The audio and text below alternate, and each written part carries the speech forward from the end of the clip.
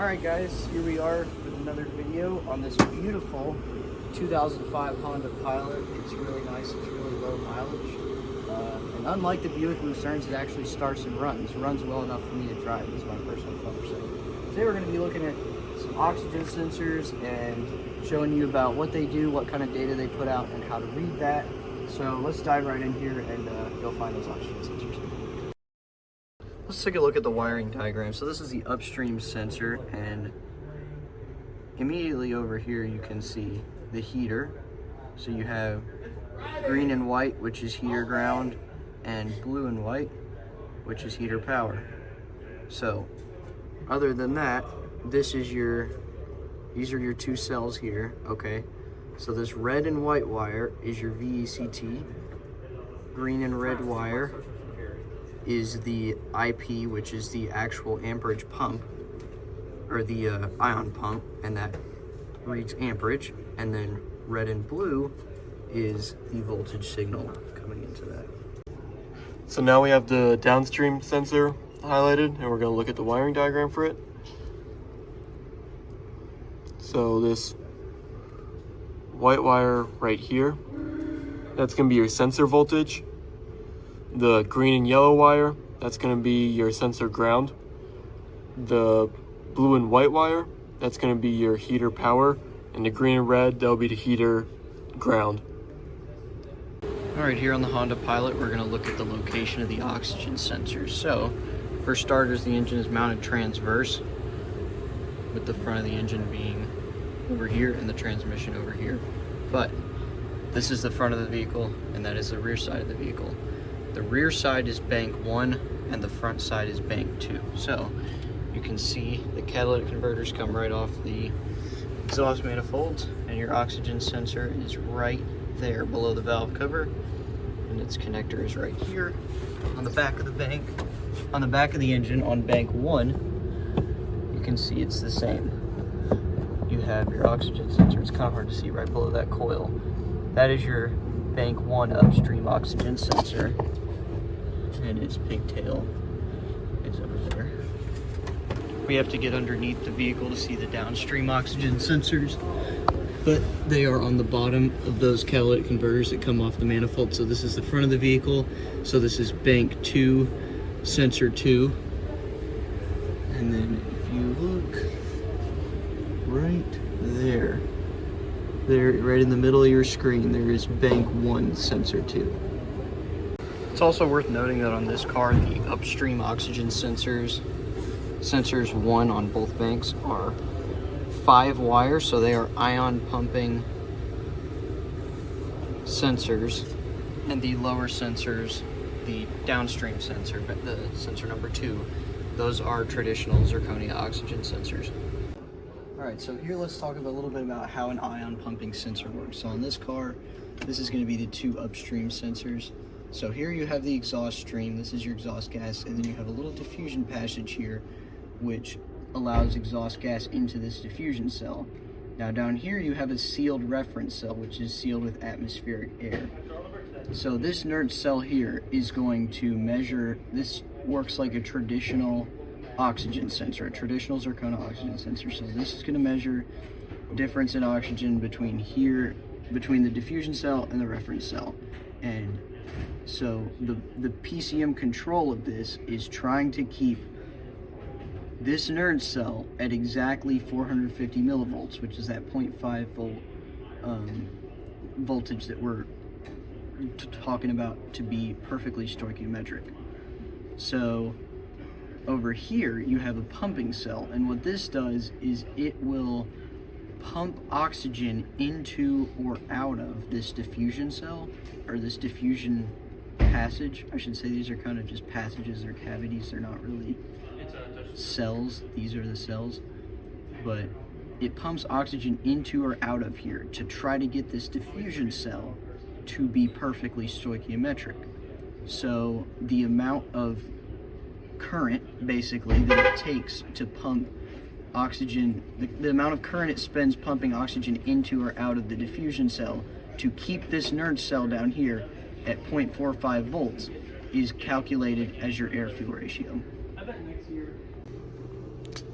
And this is the downstream sensors on these vehicles. This is just a standard zirconia style oxygen sensor.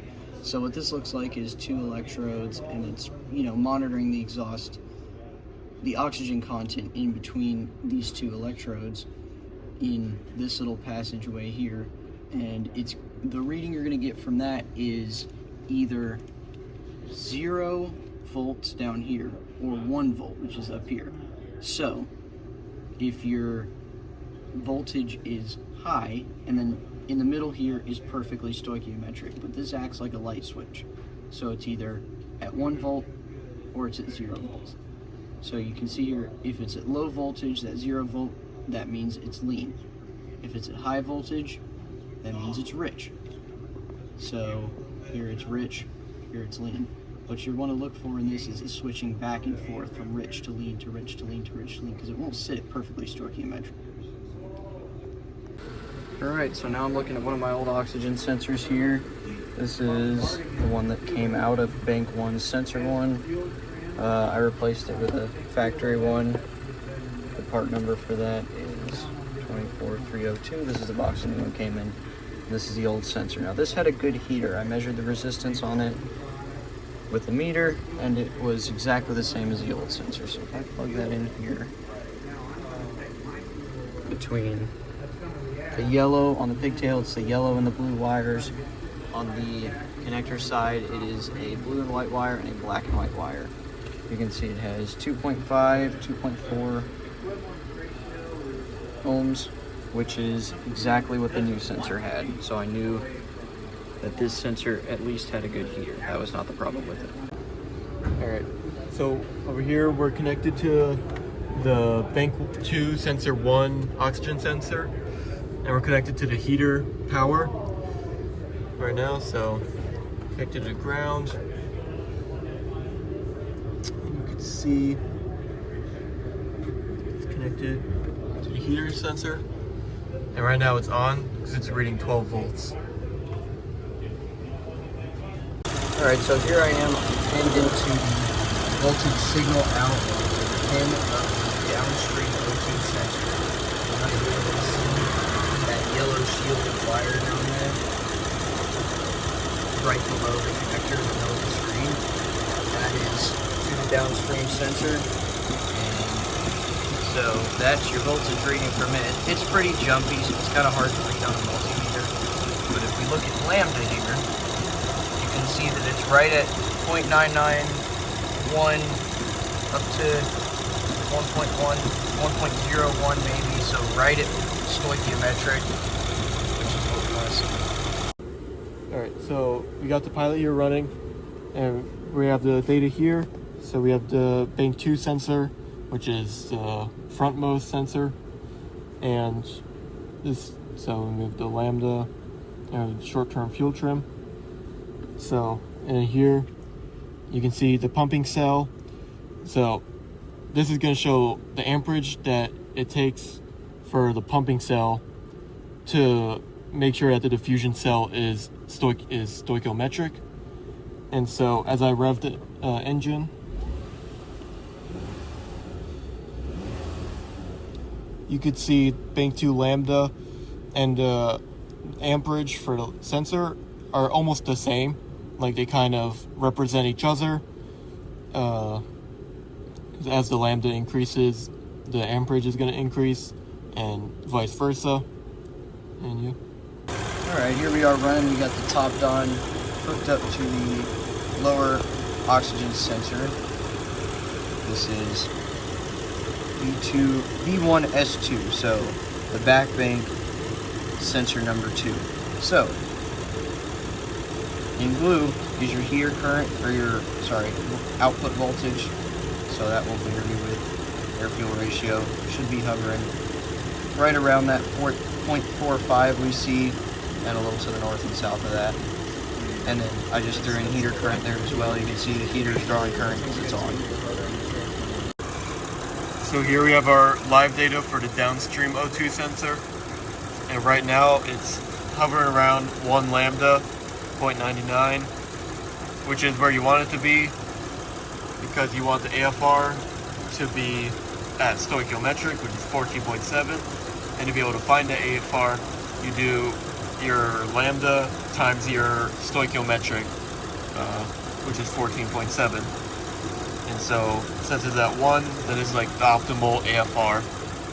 And we can also see the heater is on, since this is the standard zirconia oxygen sensor. And then we'll go under the car and check it and check out the sensor. Alright, so here we got the engine running with the graph, and I'll make sense of this first before we dip the propane. So what you're looking at in the blue is lambda for upstream sensor. We're doing this all on bank 1 to keep it consistent. The orange is the pump voltage, pump amperage for the upstream sensor, the ion pump.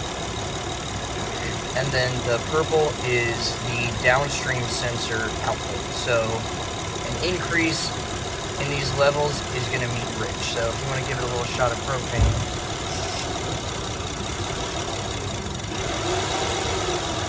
So you can hear the engine lug down, and you can watch the lambda go way up because it's going super rich for a second. You can also see where the downstream sensor caught that rich spike. And the pump amperage goes way up too because it tries to pump a whole lot of oxygen into that little chamber.